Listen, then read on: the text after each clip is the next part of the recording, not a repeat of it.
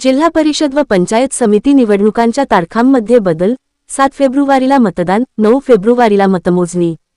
मुंबई, प्रतिनिधी जनसंसद न्यूज.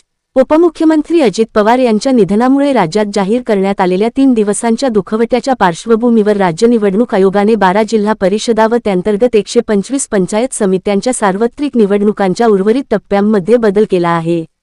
यानुसार यापूर्वी 5 फेब्रुवारी 2026 रोजी होणारे मतदान आता 7 फेब्रुवारी 2026 रोजी घेण्यात येणार असून मतमोजणीची तारीख 9 फेब्रुवारी 2026 अशी निश्चित करण्यात आली आहे. राज्य निवडणूक आयोगाने या निवडणुकांसाठी 13 जानेवारी 2026 रोजी निवडणूक कार्यक्रम जाहीर केला होता. त्यानुसार नामनिर्देशनपत्र दाखल करणे, नामनिर्देशनपत्र मागे घेणे, निवडणूक चिन्हांचे वाटप तसेच अंतिम उमेदवारांची यादी प्रसिद्ध करणे ही प्रक्रिया पूर्ण झाली आहे. आता मतदान, मतमोजणी आणि निवडून आलेल्या सदस्यांची नावे शासन राजपत्रात प्रसिद्ध करणे हे टप्पे शिल्लक आहेत.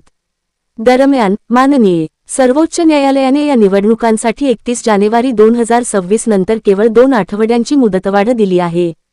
मात्र, उपमुख्यमंत्री अजित पवार यांचे 28 जानेवारी 2026 रोजी अपघाती निधन झाल्यामुळे राज्य शासनाने 28 ते 30 जानेवारी 2026 या कालावधीत राज्यभर दुखवटा जाहीर केला. या परिस्थितीचा विचार करून निवडणूक आयोगाने उर्वरित निवडणूक कार्यक्रमात आवश्यक बदल केले आहेत.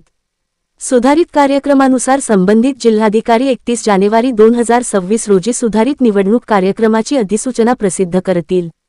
7 फेब्रुवारी 2026 रोजी सकाळी 7:30 ते सायंकाळी 5:30 या वेळेत मतदान होणार आहे.